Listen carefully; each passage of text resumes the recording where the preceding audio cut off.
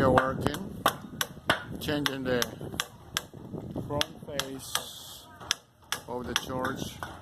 That's what we're gonna do, because right over here in front is gonna be the main door to go in, because the door right now is not really good for children, because it is too dangerous. It's needs to have some inclination.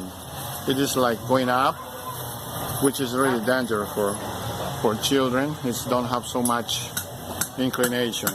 So we are going to change all these things. We are working on that. As you can see over here, we are working. We are just already putting more to make it dry, the property. Over here, as you see, we are working on this.